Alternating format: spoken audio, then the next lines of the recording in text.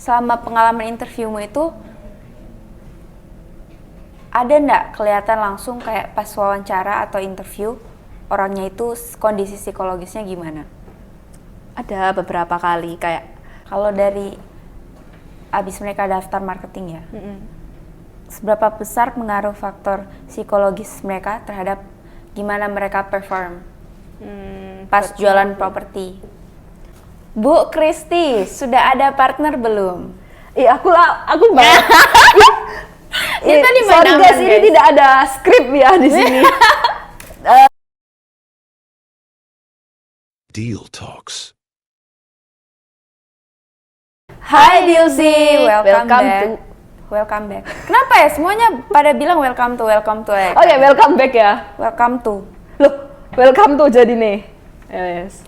1, 2, 3. Hai Dilsi, welcome to. back. Kata welcome to. Yes. Welcome back to Deal Talk. Welcome back jadinya. Iya, welcome back aja. Ya, itulah Chris. Wes, welcome back ya. Nggak usah, udah. Lanjut saja guys. Lah. Itu nggak penting sekarang. Kita mau tahu kamu dulu. Bisa Kamu kenalin udah tahu namanya? aku. Aku udah tahu, tapi para audiens mungkin belum tahu mengenal siapa ini Didilkan. Tonton video Bisa. sebelumnya. Nggak, kalau ada yang tonton yang baru klik yang podcast ini kan ini harus cari lagi. Ya, kenalin nama dulu, usia, pekerjaan, status. Hai, aku Kristiana, biasa dipanggil Kristi. Aku di sini sebagai HR-nya Dilkan. Terus pekerjaan mahasiswa sekaligus HR-nya Dilkan. Terus apalagi? Status. Iya. Masih bernafas. Puji Tuhan. Aku mau tahu status lain. Kalian penasaran nggak status lainnya apa? Status lain apa? Oh, dicari marketing. Silahkan daftar ya. Bisa hubungi TikTok, Instagram, nomor di bawah ini juga bisa. Baik, sangat aman sekali ya jawabannya guys. Bisa ceritain sedikit nggak pengalaman apa sebelum kamu join Dilkan ini gimana? Kok bisa jadi daftar HR di sini dan masuk HR di sini? Itu pas aku semester 7. 7. Enggak, no. 6, 5 ke 6 deh kayaknya. Atau ke 6 gitu. Itu kan 6 ke 7 nggak sih? 6, ya pokoknya sekitar segituan lah. Iya. 6, 7, 8, enggak 6, 7 lah mungkin ya. Itu ceritanya waktu bulan 7. Aku kan masih mahasiswa semester akhir. Terus aku kayak cari pengalaman kerja, terus tambahan uang gitu loh. Nah, terus kebetulan aku tahu Dilkan ini dari pameran gitu loh. Sebenarnya aku nggak tahu sih, aku tahu dari teman kita Yusri. Nah, Yusri bilang mau daftar di sini, ya udah aku kayak coba aja. Ada HR juga kebetulan. Kan selama ini jarang gitu loh HR yang part time, bisa kerja sambil kuliah. Terus habis gitu kayak, oh ya lumayan nih buat pengalaman juga. Aku daftar lah.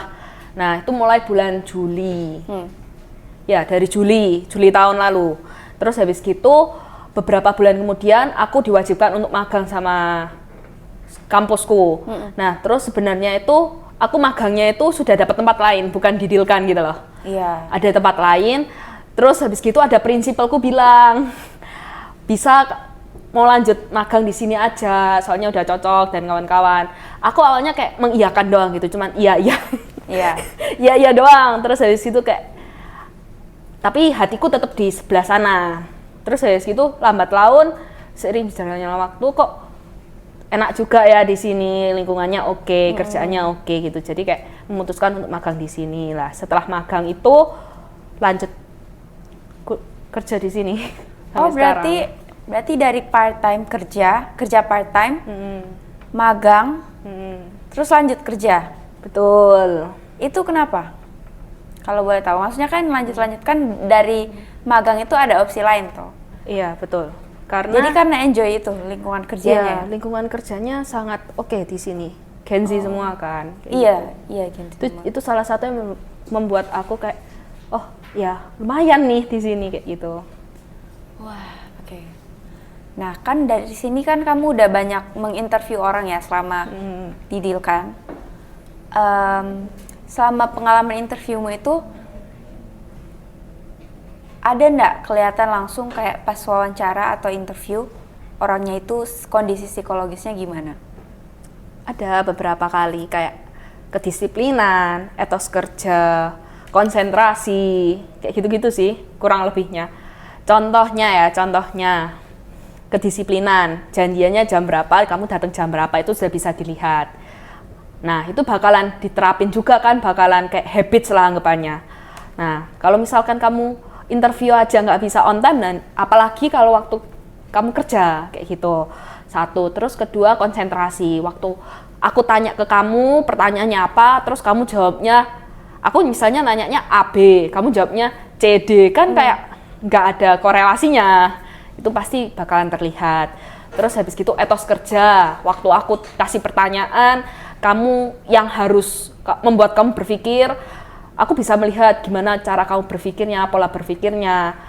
Ada juga etos kerja yang kayak nggak niat gitu kan, ya asal jawab, pokoknya aku jawab gitu.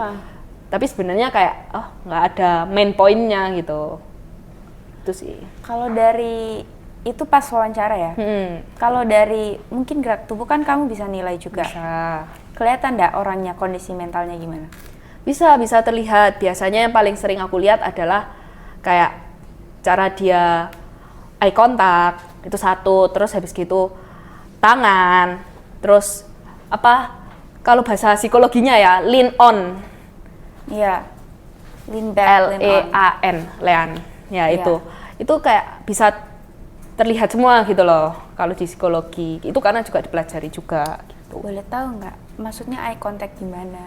Kalau aku bongkar di sini kan. Kok kan cuma 3 ya guys ya? Kan beberapa itu cuma 3 doang, dikit doang lah. Ya udah. Buat yang mau lamar kita. Apa sih kamu kayak manipulasi, pasti lama-lama juga kelihatan. Jadi iya tetap kelihatan. Jadi nggak. Nah 3 itu aja, bocorin aja. Eye contact itu cara kamu berkomunikasi. Bisa nggak kamu natap aku waktu aku tanya? Kalau misalkan, nah ini berpengaruh ke kepercayaan diri juga ya. Kalau kamu kepercayaan dirinya kurang atau kayak kamu nggak berani berkomunikasi, itu nggak mungkin bisa natap matanya. Mungkin kayak matanya dia kayak mengarah ke sekeliling lah, intinya kayak gitu. Kayak gini. Iya. Terus ada juga tangan. Kalau tangan ini ada 2. Yang satu kayak gini. Ada loh yang interview kayak gini. Interview kayak gini itu ada. Terus ada juga yang kayak gini. Ada kan? Terus ada juga yang kayak ngupasin, apa sih bahasa Indonesia yang ngupasin kulit? Ngelupasin. Bahasa Jawanya ngelopei. Iya. Apa yang ngelopei itu? Gini pas pas interview ya? Iya, ngelupasin lah waktu interview kayak gitu ada juga yang kayak gigit. Itu juga ada. Ada yang kayak gini? Ada, gini. Pas interview? Ada. Dia pas jawab kayak ini? Enggak, waktu mikir kayak dia kayak gini, terus kayak gitulah. Nanti kalau aku ngomong di sini kebocoran semua. Kayak gitu. Guys. Ya, terus lean on itu ada yang kayak interview menunjukkan antusias, ada juga kayak yang kayak ya sudahlah apa sih kayak gitu. Iya. Tapi ada juga, nah ini bisa dipelajari kalau kamu masuk psikologi. Ada juga yang kamu sadar itu merasa kayak santai kayak gitu, kayak gak merasakan pressure. Iya, pressure kayak gitu. Gitu sih. Kalau dari abis mereka daftar marketing ya. Seberapa besar pengaruh faktor psikologis mereka terhadap gimana mereka perform pas jualan properti? Berpengaruh sih, karena yang paling utama biasanya stres ya, stresor. Itu bakalan berpengaruh banget. Kalau misalkan stresor yang kau punya itu tinggi banget, bahasa psikologi banget. Jangan pakai bahasa psikologi guys. Stresor tuh apa? Stresor itu kayak pemicu stresmu. Komponen yang memicu stres. Kalau misalkan itu contohnya, ya pokoknya apa yang membuat kamu stres, intinya seperti itu. Nah, kalau misalkan apa yang membuat kamu stres, kamu pikirin terus-terusan dan membuat kamu stresnya itu sangat berlebihan, over, itu bakalan membuat kamu sulit konsentrasi, terus sulit mengambil keputusan, terus habis gitu kayak burnout itu bisa jadi karena stres juga. Ya gitu. Tapi kalau ada kalanya stres ini menjadi komponen yang baik. Kan sebelumnya negatif, ini bisa jadi stres yang positif. Berarti stres itu bisa aja positif? Betul, asalkan dalam batasan yang wajar. Yang cukup? Betul, kalau sebelumnya, di video sebelumnya kan Ilham kan bilang, karena dihujat, Itu kan sebenarnya hujatan itu membuat stres loh. Iya. Tapi itu stresor. itu stresor. Itu stresor, guys. Betul, itu stresor namanya dalam psikologi. Nah, tapi di pihaknya Ilham itu membuat stresornya itu menjadi positif. Menjadikan motivasi untuk menjadi lebih tampil baik. Itu dimana stres ini berperan sebagai hal yang positif, kayak gitu. Jadi, kalian harus bisa memilah-milah kapan stres ini bisa kalian jadikan yang positif, kayak gitu sih. Gitu. Kalau dari marketing properti sendiri, kamu bisa kelihatan nggak kalau mereka lagi stres atau lagi keadaan mentalnya nggak baik? Bisa lah, kadang kayak ada yang datang ke kantor, mukanya murung, oh kelihatan ini ya habis ada masalah, kayak gitu. Atau yang datang ke kantor, aku ngajak ngobrol, dia jawabnya juga, apa ya, bahasa Jawanya ngalur ngidul, itu kayak kemana-mana gitulah, nggak on track. Padahal aku nanyanya apa, kayak gitu, biasanya sih gitu. Atau yang biasanya menyendiri di pojokan, kayak gitu. Itu mungkin ada kalanya mereka ada masalah. Gitu. Itu bisa nentuin nggak faktor, bisa mempengaruhi mereka perform atau nggak pengaruh? Bisa lah, kan yang tadi aku bilang, kalau misalkan stresnya dia tinggi banget, nggak perfect kerjaannya, bakalan berantakan sih, lebih ke berantakan bakalan. Iya. Kalau dari mindset mereka sendiri, mindset marketing ya, gimana mindset seseorang atau seorang marketing bisa nentuin keberhasilannya dalam jual properti? Kalau semisal marketing itu punya mindset yang growth, mindset yang dia untuk berkembang, dia tahu milestone selanjutnya apa. Milestone itu kayak step selanjutnya. Iya, step selanjutnya kalian harus ngapain, kayak gitu. Dalam hidup kan pasti ada step-stepnya kan. Iya. Kalian tahu stepnya itu apa. Nah, kalau misalkan yang punya growth mindset, itu pasti kerjaannya oke gitu loh. Dia tahu purpose-nya dia itu dalam hidup ini apa, tujuannya dia di sini itu apa. Tapi kalau misalkan orang nggak marketing doang, orang yang punya fixed mindset yang kayak ya udah aku udah sampai sini, ya udah ikutin alur lah, kayak gitu. Oh, nggak ada milestone. Nggak ada milestone, terus kayak hidupnya ya gitu-gitu aja, rutinitas Go doang. with the flow. Betul. Nah, itu mungkin dia ada kalanya dia bisa berkembang, tapi nggak secepat yang punya growth mindset. Dan apa ya, peluang untuk menjadi lebih berkembang itu lebih kecil kalau kamu punya pemikiran fixed mindset. Gitu. Ada nggak ketakutan psikologis seseorang yang bisa hambat dia dalam sukses jualan properti? Ada. Kalau misalkan dia nggak, ini ya kita bicarain tadi kan sempat aku senggol kepercayaan diri. Iya. Nah, kita bicara kepercayaan diri. Kalau misalkan dia kepercayaan dirinya rendah, dia bakalan sulit untuk berkomunikasi sama klien. Terus kayak takut ngambil decision, problem solving-nya juga pasti gak berani dia ngambil problem solve itu, kayak gitu. Tapi kalau misalkan dia punya kepercayaan diri yang baik, dia bakalan kayak, oh masalah ini, oh bisa kok dilakuin dengan cara problem solve ini. Dia punya kayak, karena dia percaya diri kan, dia punya kepercayaan diri akan dia berhasil untuk closingin ini. Dia kayak ngambil cara ya apapun dinyambung-nyambungin kayak gitu. Aslinya nggak nyambung, pokoknya logikanya nyambung, ya udah dipakein, dijalani kayak gitu. Karena dia punya kepercayaan diri yang tinggi, kayak gitu sih. Kok bisa ada orang yang, apa faktor yang membuat orang kepercayaannya bisa rendah? Kepercayaan diri. Karena mungkin ada orang yang baru join, dia sebelumnya nggak punya background gitu kan. Nggak ada pengalaman, jam terbangnya kurang. Terus habis gitu dia bakalan kayak, wah aku merasa kecil banget nih di tempat ini, aku merasa nggak bisa apa-apa. Nah itu mungkin menjadi salah satu hal yang membuat dia kenapa kok pede, nggak percaya diri. Nah gimana cara ngatasin rasa takut gagal atau takut ambil resiko itu dalam jualan properti ini? Tanyalah, jangan takut untuk bertanya. Kamu tanya ke siapa? Nah kan waktu interview ataupun waktu training kan sudah dijelaskan gitu. Kalau misalkan di Dealkan ini bakalan didampingi sama leader yang sudah berpengalaman, yang mungkin bakalan bantu kamu di tim kamu itu. Nah, itulah gunanya tim leader. Pasti bantu nggak sih? Pasti bantu. Pasti kalian kalau misalkan ada kesusahan, ada masalah apa, kalian bisa cerita ke tim leader itu. Nggak mungkin tim leadernya kayak nolak mentah-mentah gitu. Berarti kita harus reach out ke mentor kita ya? Betul, jangan takut untuk reach out. Bisa nggak reach out ke teman atau teman setim? Mungkin bisa, tapi kalau misalkan temen tim kamu juga sama-sama pemula, baru mulai, kan juga nggak menemukan solusi. Iya, jadi mendingan daripada horizon, mending vertikal. Gitu. Ke atas. Nanyanya langsung ke leader. Kalau misalkan leader nggak ada, bisa nanya ke prinsipal. Prinsipal kita juga open kok harusnya. Sangat ini ya. Open kan? Open kok. Gitu. Nah, di industri properti atau di dunia properti ini sendiri kan termasuk sangat kompetitif dan ada tekanan tersendiri. Gimana cara para marketing ini bisa kelola stres mereka dalam pekerjaan dengan baik?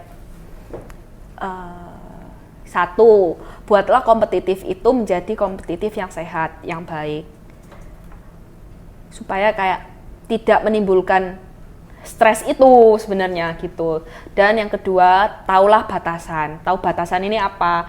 Kapan kamu harus istirahat, kapan kamu harus bekerja, kapan work-life balance, kayak gitu. Gitu sih. Kalau katanya Gen Z ya, work-life balance. Berarti tahu limitmu di mana. Iya, harus tahu itu. Dan jangan di-push lagi. Kalau kamu push dari limit kamu itu bakalan stres lagi. Semua berujung pada stres dan burnout. Nah, kalau kompetitif yang sehat tuh maksudnya gimana? Kompetitif yang sehat, biasanya kan kalau misalkan, misal nih, aku agent A, kamu agent B di dealkan nih. Terus habis gitu aku closing, kamu iri sama aku, terus malah kamu jelek-jelekin aku. Itu mungkin kompetitif yang jelek ya, itu jangan ditiru. Tapi yang baik adalah ada namanya agent di tempat kita, Ko Kevin dan Kodar. Itu biasanya kalau salah satu dari mereka closing, satunya kayak menjadi dipercikan api gitu. Jadi kayak aku juga harus ngejar langsung closing. Menyala, membara. Betul, langsung closing. Itu dipapan kan barusan Kodar, bawahnya Ko Kevin. Iya guys, betul lagi. Iya gitu. Jadi kayak itu yang namanya kompetitif yang sehat. Itu akan saling mendorong satu sama lain. Social support lah anggapannya kayak gitu sih. Oh, jadi kayak kalau yang satunya udah reach target ini, yang satunya juga makin memotivasi dia buat lebih berkembang juga lagi. Betul. Oke. Nah, apa dampak dari emosi negatif? Mungkin tadi ya, kayak iri, terus ketakutan, kurang percaya diri, stres. bahkan mungkin ada yang terlalu percaya diri. Ya, percaya dalam diri mengambil keputusan mereka. Betul. Apa dampak negatif dari hal itu? Kerjaannya mereka pasti berantakan sih. Kalau apapun yang terlalu over itu pasti jadinya jelek kan. Nah, itu juga akan berdampak pada kerjaan mereka juga. Bisa jadi seperti itu. Dampaknya lebih ke negatif juga. Iyalah, kalau semua hal yang terlalu over, yang baik terus di overno, itu pasti akan berdampak negatif juga. Gitu. Nah, gimana cara menjaga keseimbangan antara ambisi dan kesehatan mental mereka dalam jualan properti? Work-life balance. Gen Z banget ya. Work-life balance tuh gimana maksudnya? Ya itu tahu kapan kamu harus istirahat. Kalau kerja 24 jam, lama-lama kalau kamu paksain kayak gitu terus, burnout terus berakhir di rumah sakit sih pasti. Kalau berakhir di rumah sakit, kalian pasti lebih rugi ya. Harus keluar uang, nggak bisa kerja, harus bayar apa ini itu, biayanya tambah mahal kayak gitu. Cicilan belum selesai. Nah, gimana cara menjaga stres itu agar bisa di-manage? Emotional regulation sih. Aduh, bahasanya tuh. Ya. Self control. Mana self control lagi? Self control mungkin masih agak awam ya. Self control itu kayak kamu tahu ngontrol emosi yang kamu keluarkan itu apa aja, kapan aja. Itu kamu bisa hold itu sendiri. Kalau misalkan kamu di fase yang dewasa, kamu harusnya sudah bisa self control itu kayak. Kalau ada yang nggak bisa gimana? Berarti kamu belum dewasa. berarti kamu belum dewasa sepenuhnya. Kalau misalkan kamu dewasa sepenuhnya, kadang kalau ada orang yang bikin kamu jengkel setengah mati, tapi kamu tahu kalau kamu nggak harus mengeluarkan emosi marahmu di saat itu juga. Berarti kita nggak harus kasih perhatian ke satu hal yang buat kamu juga negatif.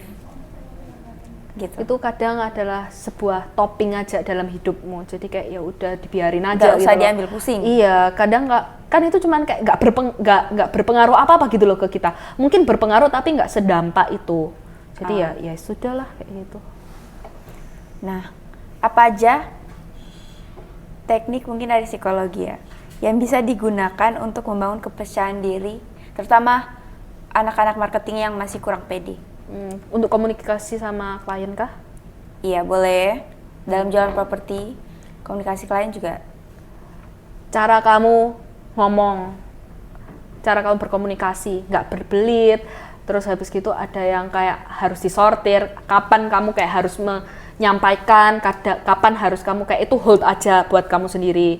Kayak nggak perlu kamu omongin semuanya gitu loh ke klien, itu satu. Terus kedua, body language.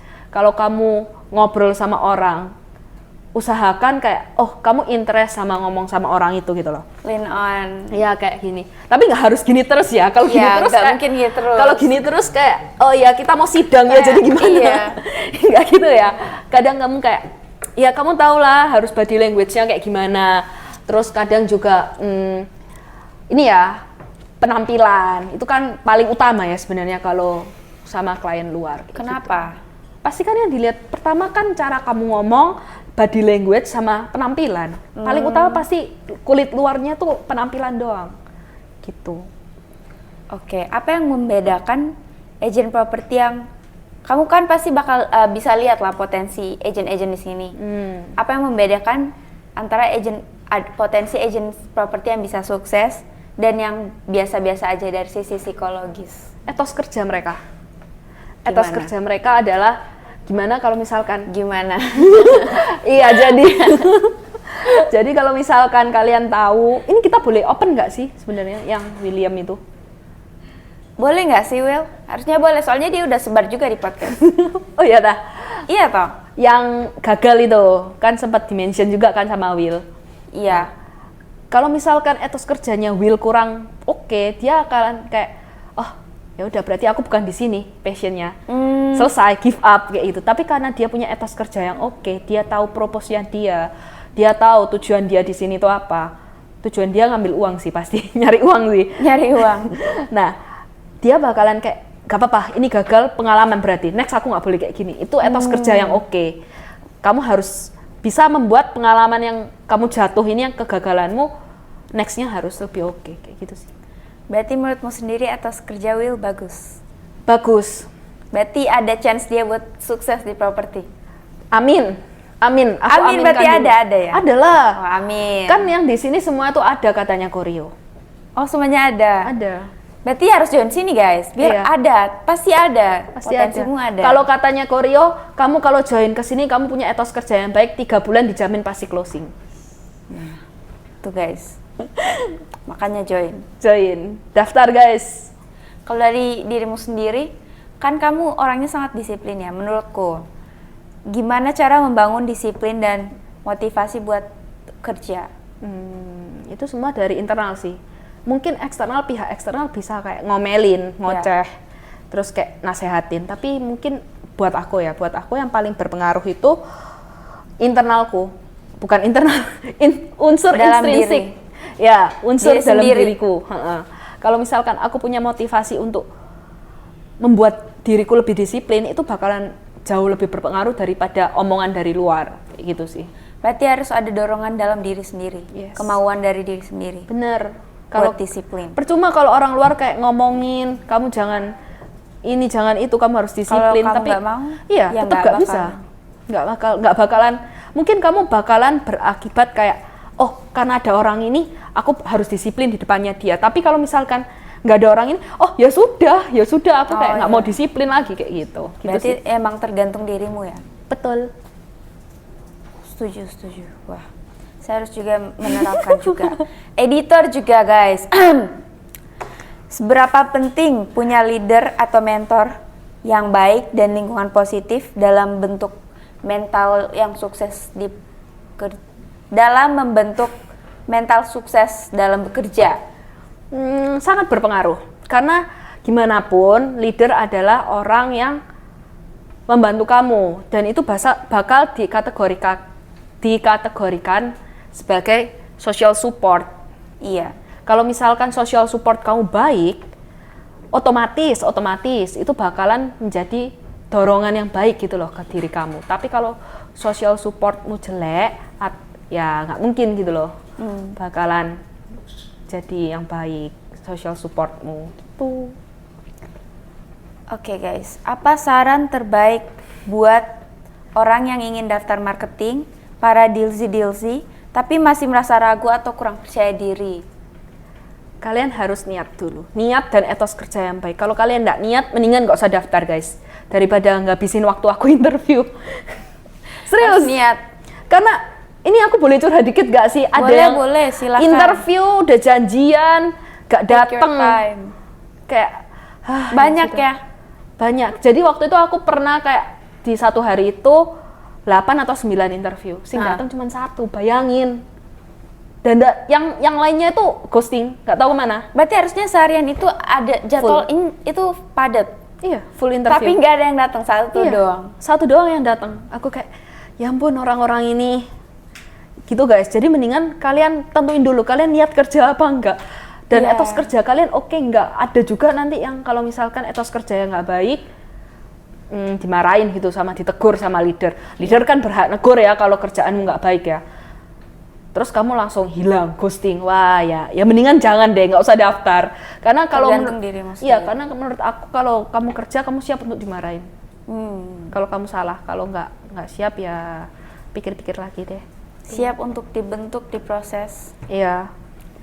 Ada kata editor tolong didengarkan podcast ini. Editor yang cowok yang ngedit video ini. Oke? Itulah dia di belakang. Iya, ini dia di belakang. Ada kata-kata nggak? Apa kata-katamu hari ini? Kata-kata hari ini, kalau kalian mau kerja, pastikan kalian itu niat. Kalian itu menunjukkan kesungguh-sungguhan lah, intinya kayak gitu. Etos kerja kalian juga harus siap untuk dibentuk, kayak gitu. Gitu sih. Oke, terakhir nih. Ini kan hari Valentine guys. Kebetulan kita take ini hari Valentine. Betul. Bu Kristi, sudah ada partner belum? Aku banget.